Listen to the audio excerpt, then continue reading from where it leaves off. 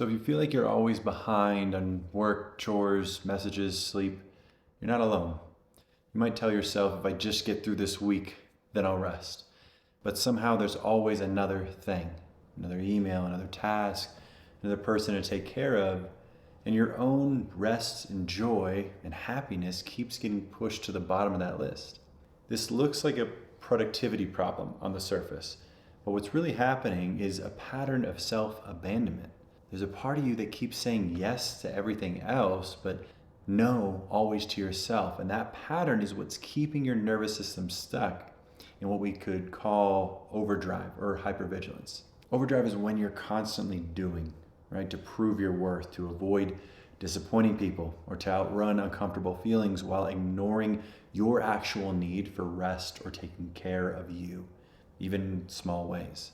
And sleep often becomes a casualty of this pattern, but so does your mental and emotional and physical capacity.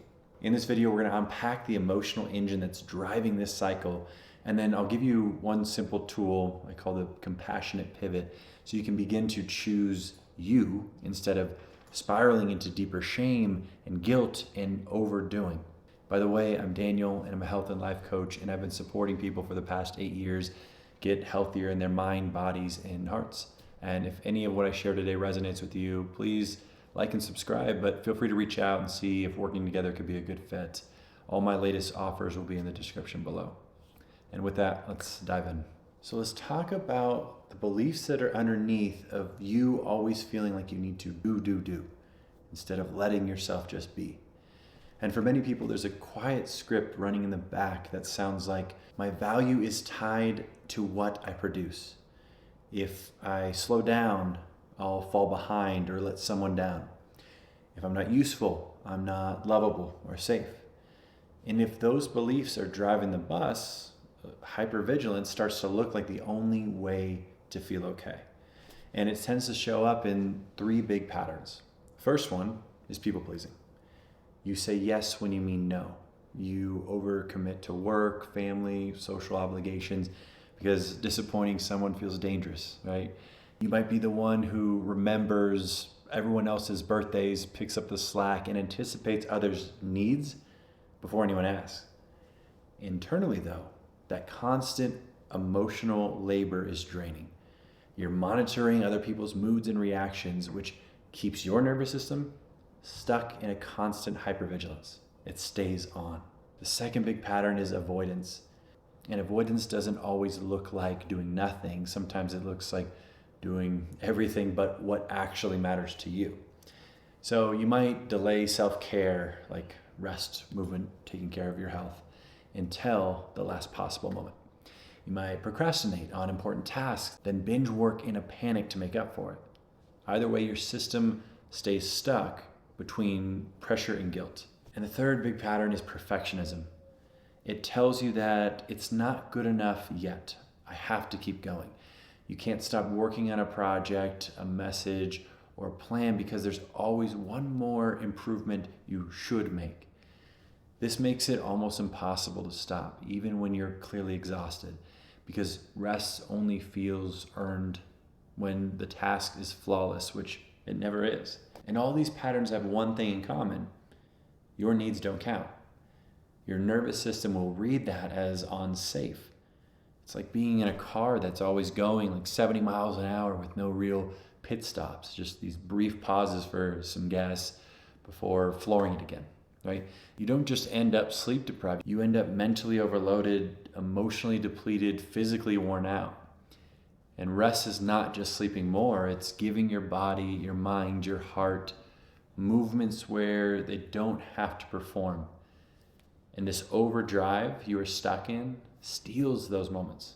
So what happens when you stay in this hypervigilance where you're abandoning yourself to take care of others constantly? Eventually there's collapse, and that collapse might look like snapping at someone you care about over something small, or missing a deadline, forgetting a commitment, dropping the ball. Or sometimes it's just a feeling of being emotionally numb, checked out, or the feeling of hitting a wall and you can't make yourself care or move.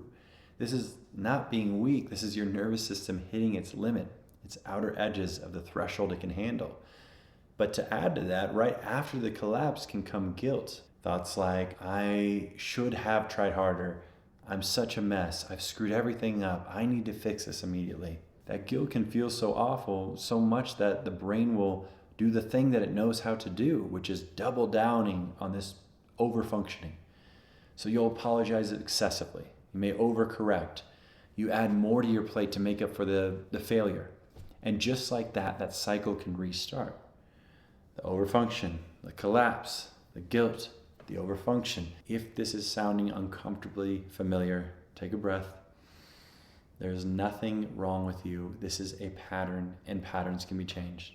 So what do you do in that moment when your coping mechanisms of taking care of everyone else but you begins to fail through snapping at someone, forgetting something, feeling shut down, the judgment hits, and the guilt and shame start to take hold?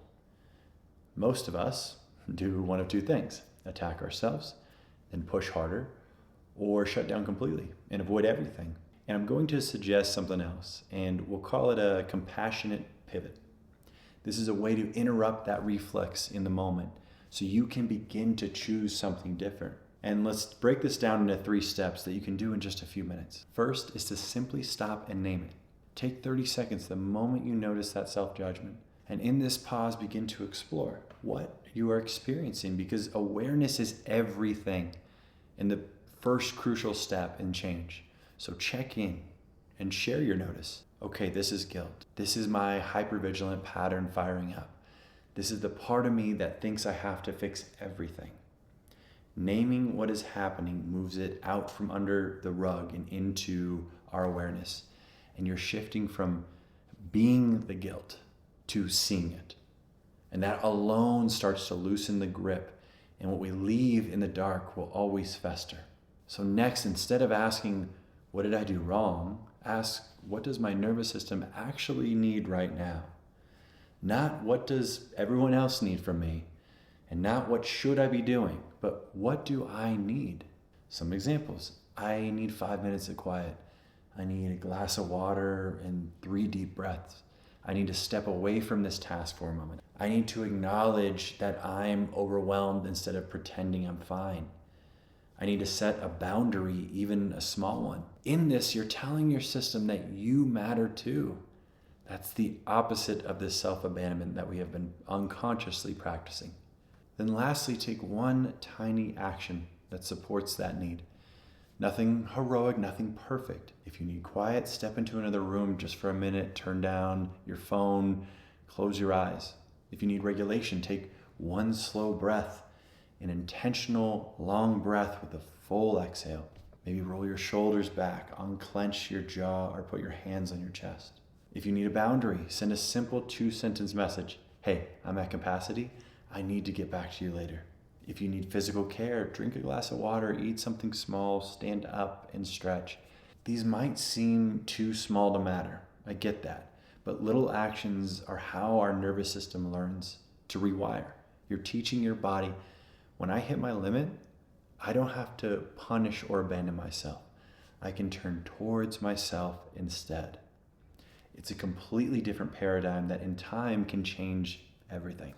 All right, so let's zoom out. When you practice this compassionate pivot, you're doing something radically different from your old pattern. Instead of turning guilt into more overfunction and hypervigilance, you're turning guilt into self-attunement. And over time, this begins to lower the baseline of the constant pressure you live under.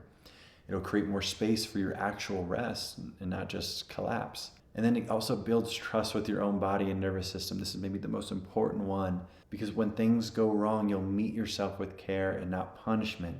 And when the body and mind are in coherence around that, that's when safety happens. That's when thriving is allowed to happen. So the path to sustainable change is not grinding harder here.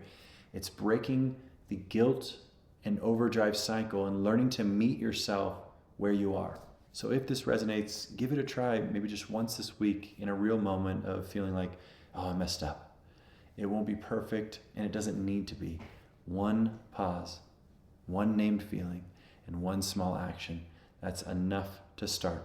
And if you want more support with your nervous system, behavioral change, rest, sleep, make sure to subscribe and check out some of these other videos on my channel or feel free to check the description below with how to work with me. Your worth is not measured by how much you do, and you are allowed to take care of you, even when your guilt says otherwise.